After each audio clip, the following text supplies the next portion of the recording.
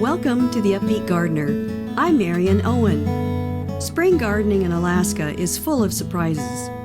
Bold bumblebees, seaweed mulch, and plant sales that help keep public radio alive. In this interview at KMXT, our public radio station in Kodiak, you'll hear tips, tricks, and creative ideas that any gardener can use, no matter where you grow. So here we go, recorded live from the studio. Good afternoon and welcome to KMXT's Talk the Rock. I'm your host for today, Davis Hovey, and in the studio we've got a couple special guests. I'll get to them in just a moment, but it is spring season, and that means it's time for gardening, and so we're going to be talking all things gardening, plants, greenery, all the things you need to know, and I'm going to learn quite a few things myself, I expect, during this conversation today, too. So I'll start with our guests. Miss Marion, if you want to introduce yourself first, please. Marion Owen, and Marion Owen loving to garden in challenging Kodiak. Yeah, awesome. And our other guest in the studio, Andy? Yeah, I'm Andy Olson, and I'm also a gardener and been in Kodiak for a long time. Awesome. What are each of your backgrounds in gardening, I guess? What do you like to garden? What's your favorite thing to garden in Kodiak? How long have you been at it? Well, I moved here in 1984 not knowing a darn thing about gardening except brushing snow off bamboo. That's it. So this is my proven ground. This is how I learned how to garden. I just started doing it, making mistakes, and learning from my mistakes. One of my favorite things to grow would be spinach over the winter and probably blue poppies. Okay. What about you, Andy? Well, I've been here also a long time. I didn't know a lot about gardening, but I grew up, my dad was a farmer, so I did have some background. And then I started with outdoor. I didn't do raised beds when I first got here because that was just not something people were doing. So I had sort of slow growing outdoor beds for a few years and then slowly learned to raise them up and get things warmer. And now I have a hoop house and a greenhouse and several outdoor beds as well as flower gardens around my yard. So I love to do it. It's fun. Great. All right. Well, I think that kind of kicks things off, too, with obviously we live on an island that already has its unique challenges and environment. So I'm sure gardening here in Kodiak comes with its unique challenges. What would you say to that, Marion? Well, first of all, we're not alone. I think everywhere on the planet you're going to have some sort of challenge, whether it's weather, hail, sand, elephants, right? But here, our native soil, archaeologists call it butter clay, which means it's sticky. There's not a whole lot of oxygen pockets in it, hardly any organic matter. But blueberries, salmon berries, and spruce trees love it. So there's no such thing as perfect soil. We just have to amend it for kind of general gardening purposes. Put it that way. And so when you're talking about amending the soil, what are you doing to help improve results and help grow things? Oh, adding compost, seaweed. What else, Andy? Shredded leaves. Mm-hmm. I use manure from neighbors' horses. So we have a lot of things we can use here. And we're very blessed in Kodiak for that reason, and to even collect kelp at all, which is fabulous to do. Yeah. It's also interesting, and this may be not a favorite topic for gardeners, but I mean, there's also a facility right down the road where, there's, I guess, human waste recycled into compost, right? I mean, near the landfill, and you have that option as well. I'm not sure how many folks are utilizing that for their gardens, because that's kind of a... it's something that, smells, obviously, and it's not the... it doesn't really smell. I mean, we put it on our landscaped areas, but not our edible, plots. And it works fine. So, do you use it? Yeah, I've used it on our lawn, too. Yeah, on our lawn. That's what we have, basically. What we planted our lawn in was compost from the facility. Worked great. Okay. Great. So just a little plug there for folks to be aware that's going on. you've already talked about, the compost and the materials that are available. Obviously, growing here, a lot of folks are using hoop houses. You mentioned greenhouses. What do you find works best in terms of settings and the foundation that you're using for growing? Well, like Andy, I started with non-walled raised beds, if you will, and learned that raised beds are really the way to grow. And it just keeps the soil together. You don't walk on them or anything. Helps with drainage. So what else, Andy? Would you? It keeps it warmer in the spring. It keeps it warms warmer. up faster. Mm-hmm. Gives you a little bit longer growing time. And for me, I started experimenting with mini hoops 40 plus years ago. And I found that was something that really helped extend the growing season, where I could plant earlier in the spring or late winter, and things could keep growing into the fall. And hoop houses are phenomenal here. I call them hope houses because, you don't have to. I mean, one time years ago, I was doing work for Alaska Magazine. They sent me to Juneau to do stories about gardening. And I interviewed one lady, and she says, I just cry big tears. And I look outside my kitchen window, and I see my broccoli melting. We don't have to necessarily do that here. Mm-hmm. Yeah. That's very interesting, too, that you bring up, the temperature fluctuation. Because, I mean, I imagine greenhouses would probably do well here, but at certain times of the year, I guess there's the risk that they get too warm, potentially, right? They can get too warm. Even on a day like today, it'll get up into the 60s, even the 70s. You do need to have good air circulation, whether you live in Phoenix, Arizona, or Kodiak, Alaska, to move air, to move moisture where you get mold, you get pests, and open your doors, your windows, whatever you have to do to ventilate. It can get too warm. And I'm assuming this applies to all whatever you're growing, right? Whether that be the poppies or spinach or even some forms of Arctic tomatoes, maybe. But it seems like it's a universal rule, right? I mean, in terms of the beds that you're using, the temperatures that they thrive in, typically speaking.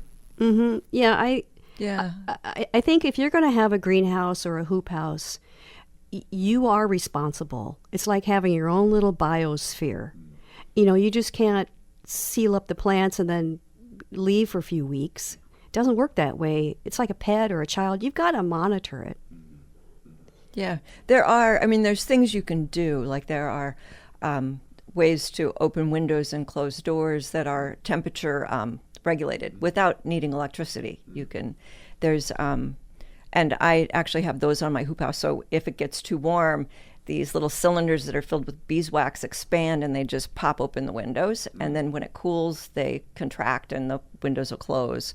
So I don't have to be there all the time because I'm not.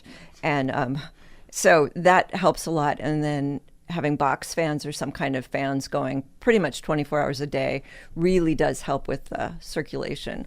And I start that probably the 1st of June and leave them going until the end of August or the first couple weeks of September. Yeah, I keep my fans running 24/7. Yeah, me too. Yeah. Okay. And even when you're starting seedlings, you should have a fan or some sort of air movement. Makes them stronger. Makes them stronger. You don't get damping off disease problems. And it's to your benefit and theirs. One of the key ingredients, of course, is water, and you mentioned this a little bit, but I mean, how do you regulate water when we live in a place where they get so much rain and has so much moisture? I mean, how do you inside it's easy. Sure. Inside right, it's easy. Outside, you just got to plant things that can tolerate a lot of water. Yeah. Otherwise, they'll just be gone. Yeah, and another point is if you're going to try and grow in our native soil, the water just pools up and the roots stay cold.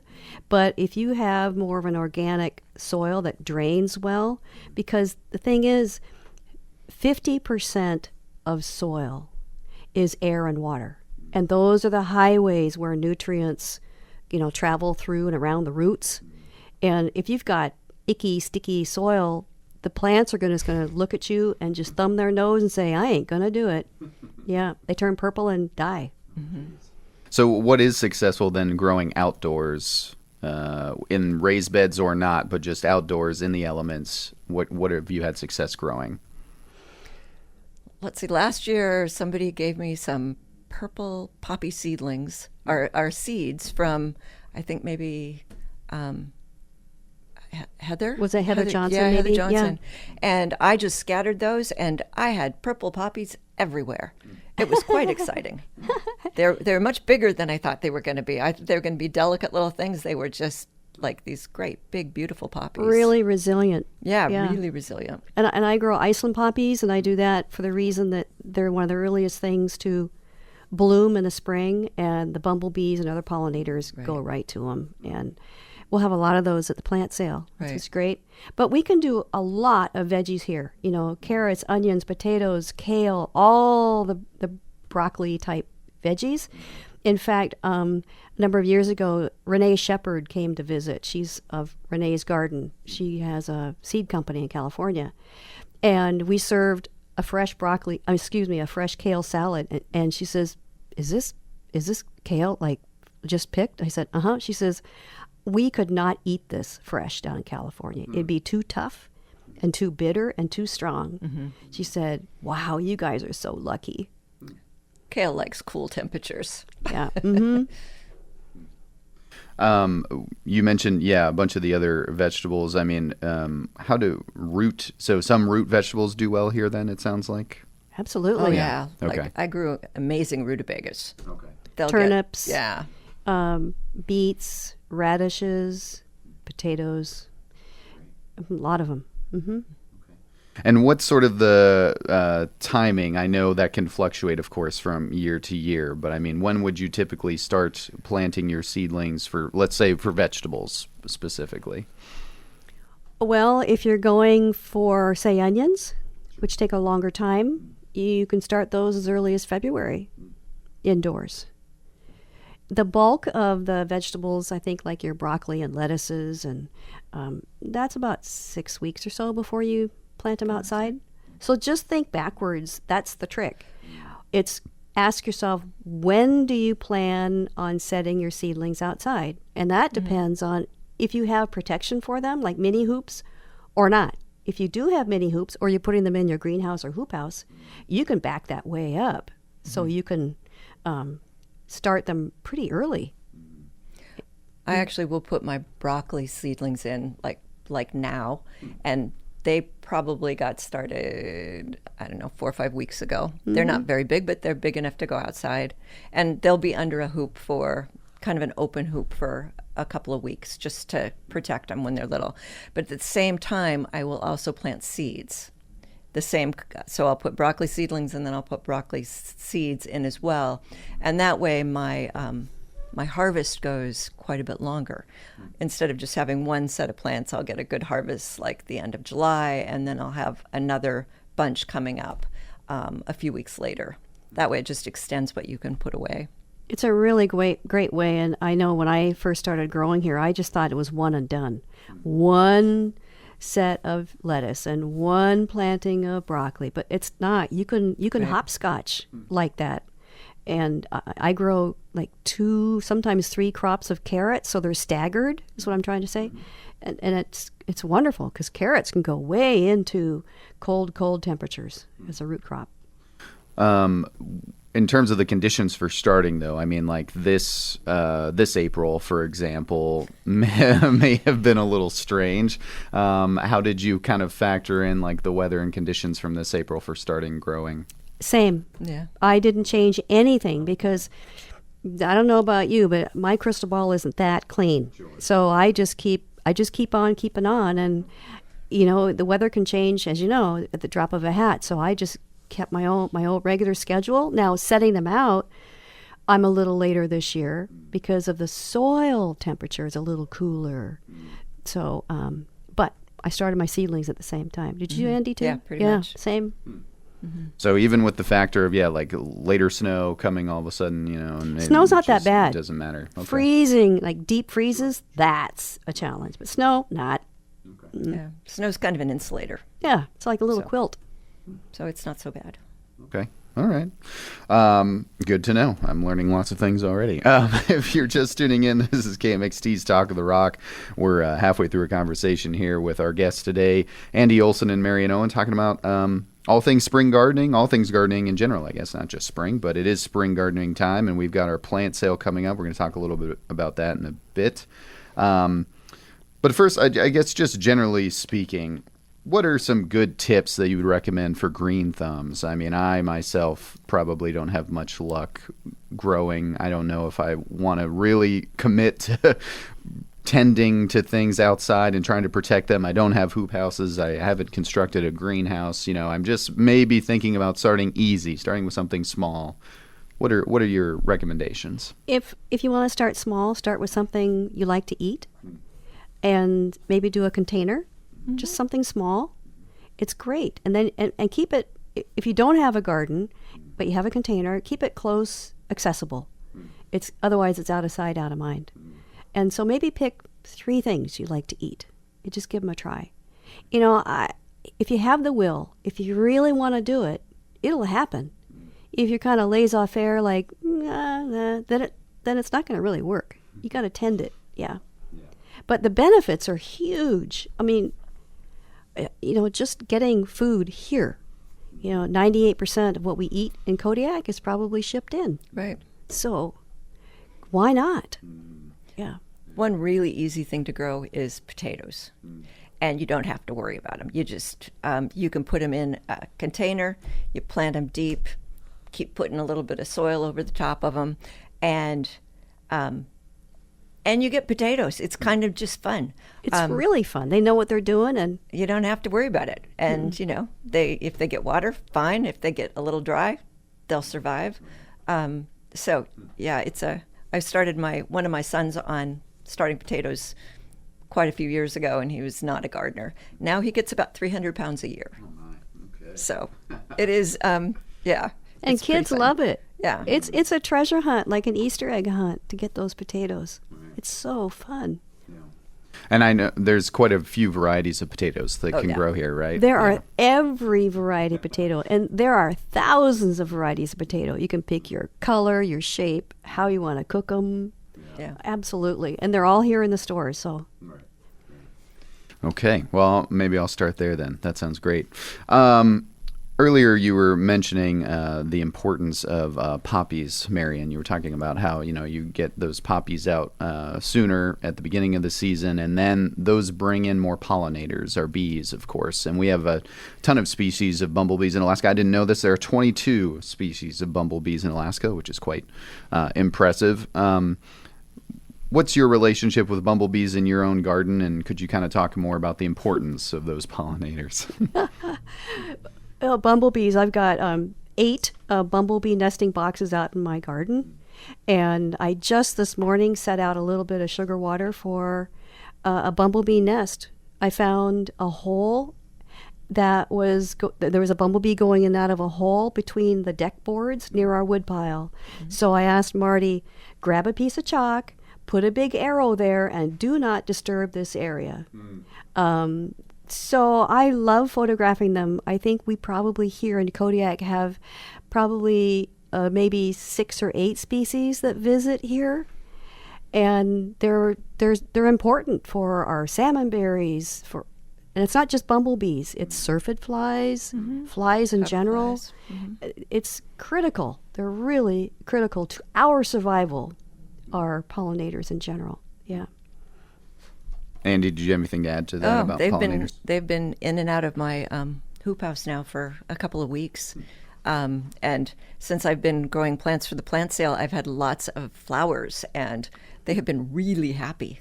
Yeah. Because the first bees that come out are the big queens that overwintered, and they're homeless and hungry. Yeah. Yeah, I've already seen a few of those buzzing around my front as well. And hopefully, as you mentioned, Marion, hopefully they're going to be tending to the salmonberry buds soon. I've seen some of those starting maybe to bud, or at least the flowers. Yeah, so again, you mentioned the berries. Could you kind of talk more about how just the different species of bumblebees that we have tend to navigate towards blueberry bushes or salmonberry bushes or poppies, or I guess how does that work? We also have honeybees. There are people who keep honeybees here, which are not wild, but they do come around to our gardens. Bumblebees can fly in cooler weather, and they're much more opportunistic. So they will feed and feast on different kinds of flowers throughout the season. It might be the little lanterns that you see on on blueberry bushes. It might be the poppies or the primroses. So they are very much opportunistic in whatever we have out there. Dandelions, I tell people, down the lower 48, they have no mow May. Like, don't mow your lawn in May. Just let the dandelions do their thing, and before they go to seed, then mow. But, oh my gosh, they're food. Mm-hmm. It seems like, though, in general, we have, again, some things I didn't know about bumblebees. Because we have so many species in Alaska, our state as a whole has a huge population of bumblebees compared to the rest of the country or other states in the country. But, of course, some of those species are struggling with climate change and different conditions changing, especially in the tundra environments. How would you say bumblebees are doing here in Kodiak? I'd say in the past few years, I've seen less and less. And I've talked to even people in San Diego, same thing. So it's a lack of nesting areas and food. And then also our climate in the past few years has been, like in the summer, spring, has been a little more cooler and damp. Mm-hmm.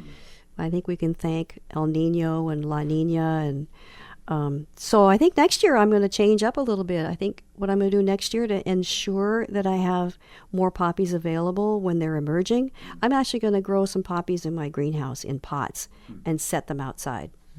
Yeah, because I have seen fewer. How about you, Andy? Yeah, I think that's right. And the other thing I would encourage people is not to use pesticides. Absolutely. Pesticides are, I think, one of our big sort of unspoken threat to a lot of our bug population, but bees are really affected by it. Mm-hmm. And we don't need to use it here. There's really no reason. No. So, pesticides, it sounds like maybe growing some more poppies to encourage pollinators. Any other suggestions you have for things that we can do to help foster more pollinators and bumblebees? Just make it a very pollinator-friendly garden. I'm attending summit tomorrow all about pollinators, and I'll probably write about it in my gardening column. Yeah, there really is a lot you can do, but not even using chemicals on your lawn because bees, the bumblebees particularly, they'll actually drop into the lawn and just rest in the grasses. They'll just rest. If you see a bumblebee that's just hanging out on a flower on a cold day, she's just resting. So it's to our benefit to have as many different varieties of plants, flowering plants, as possible. Yeah, makes sense. Absolutely. Great. Well, that covers bumblebees. Is there anything else, though, that you wanted to say on pollinators that maybe I missed? There are some flies that look like bees. So don't freak out. These are syrphid flies or hover bees. Hoverflies, and they're a lookalike. There's a lot of lookalikes, and they're not going to sting you. Even wasps, I just leave them alone as much as possible. They are very important pollinators. So, and bumblebees rarely sting, so just leave them be. I love the puns. Well done. Great. So let's transition then to the plant sale, which of course is an annual fundraiser the KMXT has done. And it seems like this year, maybe some different details I'll let you share, Marion, that folks are used to. I think maybe, my last year was my first year, but it seems like it's going to be at a different place this year, or it's going to be, no, same place. Still okay, Marion's. good. Same place. old. Never mind. Yeah. Never mind. Same old. Okay. Could you share the details for our upcoming plant sale, please? So the sale starts at noon this Saturday, and it'll be in our garage and out in our driveway, and that's 1223 West Kuskoff. If you have plants to donate, we can always use more plants. Bring them by this week, and we'll arrange them, indoor plants and outdoor plants. So, Andy, you can probably speak on what we have as far as offerings go. Yeah, we've got, there's a lot of primroses. There are numerous other kind of flowers for outside. We've got irises and forget-me-nots and what was it, the red catchfly. Oh, right. The Celine, the catchfly, which Yep. is a beautiful pink-red shrubbing kind of. Yeah. Yeah, we've got a lot of varieties. We've got some, let's see, mint and dill and oregano. We've got Tomato seedlings. tomato seedlings. We also have a lot of like rhubarb, currant cuttings. Mm-hmm. Yeah. I've got some purple dahlias. It's a whole menagerie. So we'll have boxes so people can, pick and carry and and cookies. Because you need cookies at a plant sale too. You Absolutely. need cookies. Yeah. Yep. And we're all there to answer questions too, because I know some people are new. Some people have just moved to Kodiak. They're in the Coast Guard, and it's a completely different planet. If I was to go to Virginia, I'd go, huh? Yeah. So, and it's a great community event because we're all talking to each other. We're sharing stories and how have you been, what your summer going to be like, and it's a really fun fundraiser. And there's people there to, available to answer questions about gardening too. Mm-hmm. So. Awesome. Well, I certainly will be stopping by. You said it starts at noon, Marion. Is this just kind of open-ended? Is there an end time or just Last whenever year we you were run done out? by about 2:30, I think. Yeah, I think it goes for 2.5 hours Yeah. ish. Yeah, it's We kind of quit when we ran out of plants. right. That makes sense. Yeah. That's the goal. That's Absolutely. the goal. Yeah, and you can't go wrong when you got a bunch of gardeners around. Yeah. Yeah. Very good. And you mentioned, of course, the seedlings too. So it's not just live plants that are already ready for homes, but also just seedlings for folks to get started, right? As well, a variety of There'll be things. seedlings. A lot of them will be ready to plant or pot up to the next size container. I think they're pretty much hardened off. Yeah. And that means that they've been in and out of the cold. So hardening off, which is, I like to change the name of that. It means they're ready to go outside. Right. They're adjusted. They're adjusted, right. I have a specific question. You brought up the rhubarb, which will be available at the plant sale, right? How do you grow rhubarb here? What are the conditions that are suitable for that? You put them in the ground. You just look at it. Just look at it. Just you let just it look go. at it. Okay. Yeah, rhubarb will grow just fine, but anything you throw at it in the way of organic material loves it. Now, interesting little tip is that in China, they're not interested in the top. They want the root, which is a beautiful golden color, and that's what they use for their, for their herbal things. But but you just kind of look at it, put it in the ground, wave at it, it'll do its thing. It's Okay. happy. Okay, that's good to know because I love rhubarb. Cobbler, rhubarb pie, whatever you can make with rhubarb, I'm all for it. Rhubarb jam, currant, yeah. So, great. I guess as we're wrapping up here, we're almost at the end of our time for today's Talk of the Rock. Is there anything else you'd like to share about your gardening successes or just encouragement for gardeners out there who are listening to our conversation today? I'd say come to the plant sale and ask questions. We are happy to help. And, you can't go wrong with gardening no matter where you are. The worst thing that happens is you learn something and it goes in the compost pile. It's not a big deal. Yep. Andy, any last thoughts? No, I think I'm excited for this. It's going to be it's been a lot of work getting everything ready, and it's pretty much set. So it should be a fun event. There will also be some raffle tickets if people are interested. Yes, double opportunity for KMXT fundraising at the plant sale this Saturday, noon at 1223 West Kuskoff Street. Right, Marion? That's right. And we'll have rhubarb recipes for you. All right. Thank you so much. Thank you so much to our guests, Marion Owen and Andy Olson, for coming in today on Talk of the Rock. I'm going to throw it back to our regularly scheduled programming. This is KMXT Radio. Alrighty.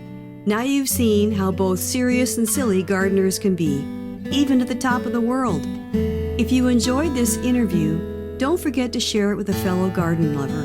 For the UpBeet Gardener, I'm Marion Owen.